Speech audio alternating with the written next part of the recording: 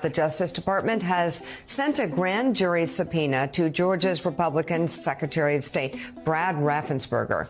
The subpoena was confirmed by Raffensperger's office, asking him to provide documents. Now, a source familiar with the matter tells NBC News it does not request him to testify in person. Trump called Raffensperger on January 2nd, 2021, demanding he, quote, find the votes to reverse President Joe Biden's win in the state. You remember that. Georgia reaffirmed President Biden's victory several times after the election in November of 2020. I want to talk about how the special counsel has subpoenaed Brad Raffensperger, the Secretary of State of Georgia, for the famous phone call. You should want to have an accurate election. And you're a Republican. We believe that we do have an accurate election. No, you don't. No, you don't. You don't have, not even close. You're off by hundreds of thousands of votes. You know what they did, and you're not reporting it. That's a criminal offense. And you can't let that happen. That's a big risk to you and to Ryan, your lawyer. That's a big risk. So look, all I want to do is this. I just want to find 11,780 votes, which is one more than we have, because we won the state. I think you have to say that you're going to re-examine it, and you can re-examine it, but re-examine it with people that want to find answers, not people that don't want to find answers. That alone wins us the election by a lot. The reality is that this was all part of a coup, and it's now time to tie it all up together. What's the word the jury used? Oh, that's right. Guilty of seditious conspiracy. Well, who did they conspire with? NBC News has learned special counsel Smith has also issued subpoenas to election officials in Clark County, Nevada. That's in addition to state and local officials in the battleground states of Arizona, Michigan, Wisconsin, and Pennsylvania. All of the states are central to Trump's failed plan to stay in power after the 2020 election. They're also among the first known subpoenas issued since Smith was named last month by Attorney General Merrick Garland to oversee Trump-related aspects of the investigation into January 6th and the criminal probe of Trump's possible mishandling of classified documents at Mar-a-Lago. It's exhausting, the number of questions this former president has raised about what happened. We know all these people in the White House had their hands all in it. Just in the words of Trump, we know that. Who's going to get prosecuted is the only question now.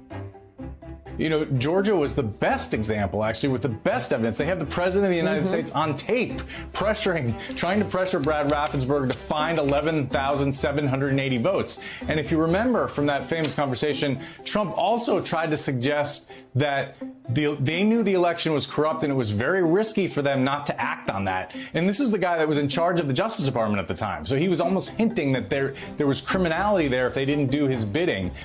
All these people, by themselves, didn't individually just one day decide to become fake electors. Somebody called them.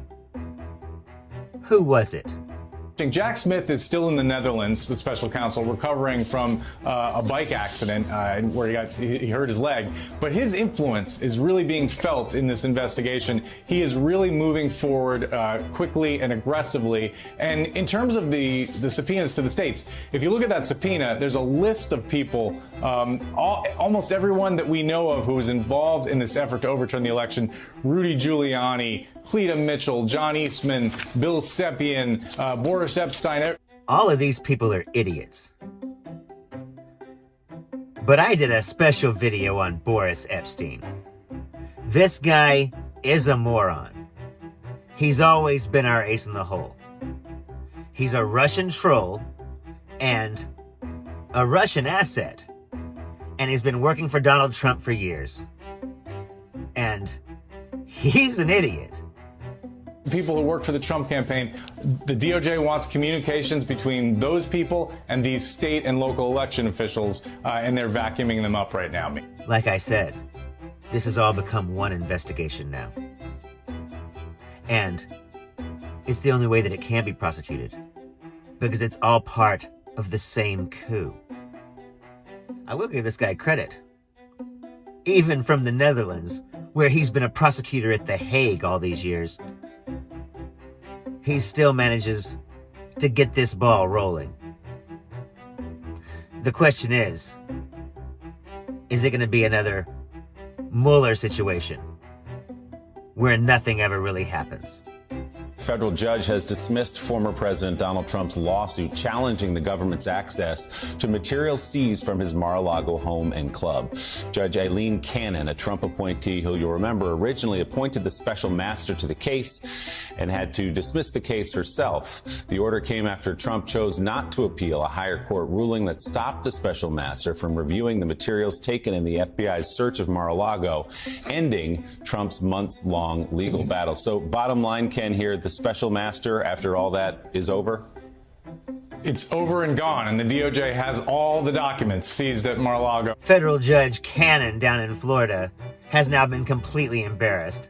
She was put there for a job, and she did it. Got Trump's bullshit past the election.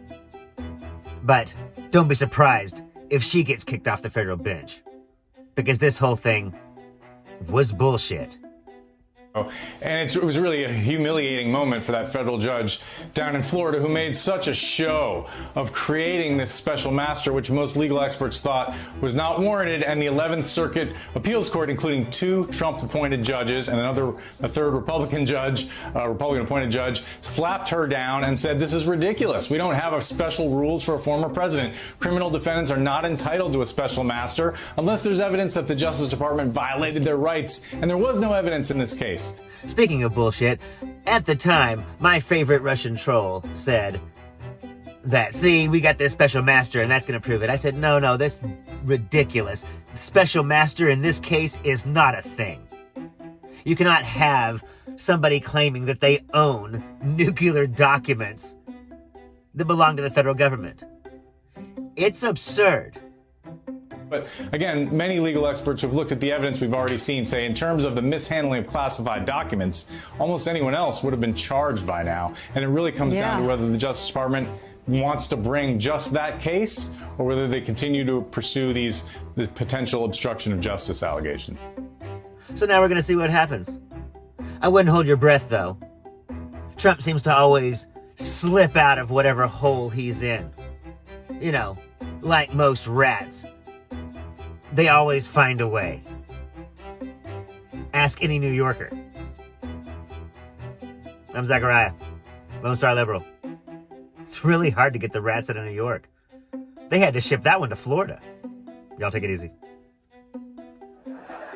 When asked yesterday about former President Trump calling for the termination of the Constitution, Nebraska Senator Ben Sasse asked if Republicans, quote, want to keep giving oxygen to someone who is trying to sell tickets to his own proprietary circus, or do they want to be a constitutional party? Said Republicans, we're thinking.